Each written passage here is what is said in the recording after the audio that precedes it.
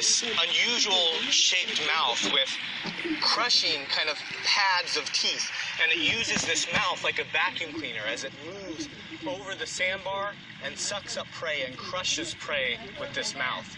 This ray also has 5 gill slits. It sucks in water from its mouth or from its spiracle and expels water through those gill slits.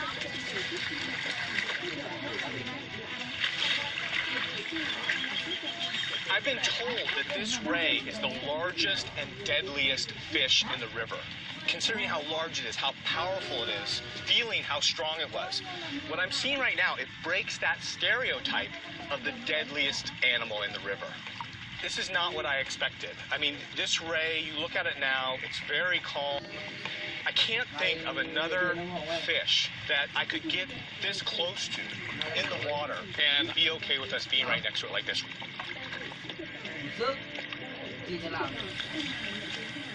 Great to see this ray, but he's not the 400-pound one I'm after. Time to get it back in the river. There you go, buddy.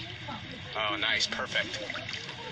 I've put everything I've learned together, technique, location, bait, but I've come here to find a giant. If I'm gonna catch an elusive 400-pound monster, I need to fish in stealth mode. I'm gonna try a completely new tactic. I'm gonna fish all night long, drift quietly down to the spots where I think the rays might be feeding. No sound, no talking. I'm gonna turn off the lights and fish in the dark.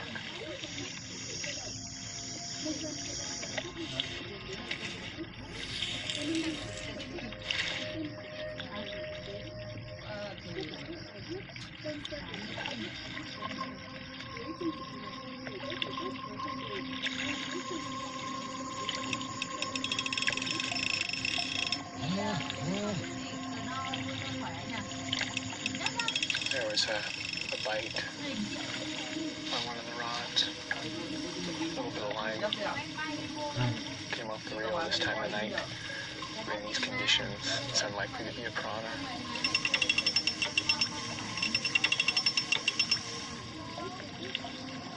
There's tension on it. I can't pull it with my finger.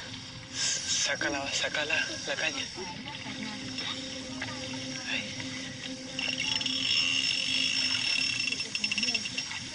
There's definitely a fish on.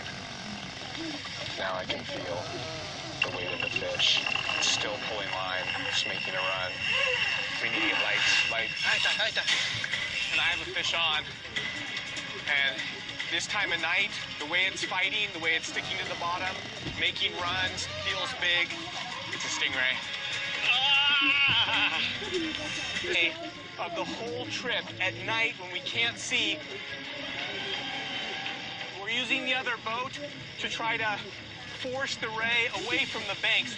We don't want the ray to go into shallow water here because of all the wood and weeds on the riverbank. If this line tangles, we've lost the ray.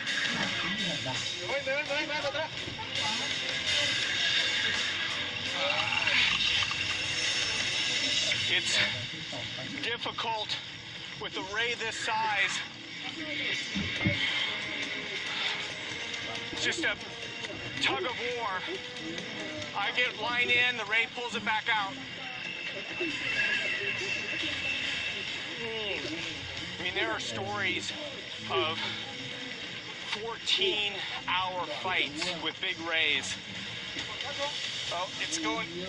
Oh, shoot. It's running underneath the weeds. I'm losing it. Claudio's trying to rip a path through the vegetation. Now it's moving back downstream, twisting the boat around. Yeah, my arms are burning, my legs burning. This ray has the best of me right now. It feels huge. 3 hours. I still haven't seen the ray, but I got the first indication that it's off the bottom. Big swirl of water. It's right below us. Oh, it's bending the rod right down into the water.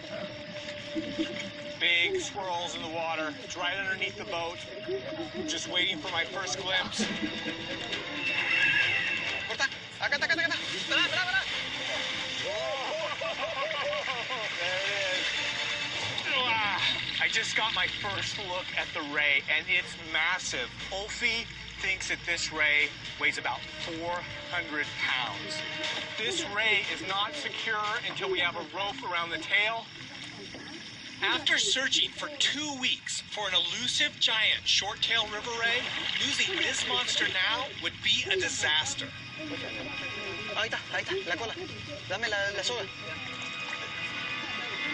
Ahí está, ahí. This is a perfect spot to get a closer look at the ray. We're going to maneuver it into a net. Like this, Ulfi? Sí. Ahí. 1, 2, 3. Got it. Oh, man. Okay, we got it in the net. This is awesome. This is great. We get it into the shallows about an hour before dawn. But to handle it safely, we're better off waiting until it gets light. Plus, I want to be able to see this ray. This is probably the biggest short-tailed river ray I'll see in my entire life.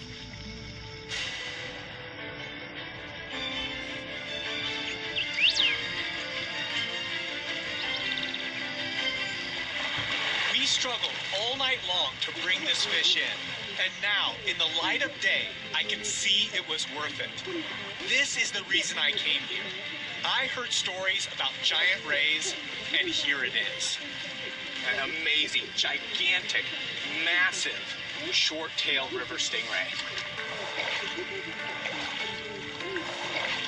I've heard all the horror stories about these rays, but now, after having the chance to interact with them over the last few weeks, I see that there's another side to them.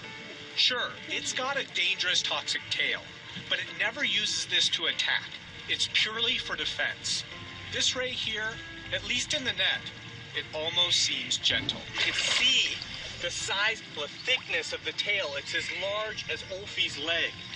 4.5 feet wide, 6 feet long from the tip of the snout to the end of the tail. Now, this is between a 400, 450 pound ray. With a ray this big, everything about it is supersized. It's as long as I am tall. Huge spiracles, big eyes, big ridges along the top of its back. 1, 2, 3. Oh. We can't even lift off the ground. Seeing this fish up close, I really think that this is a misunderstood monster. In reality, it's a gentle giant.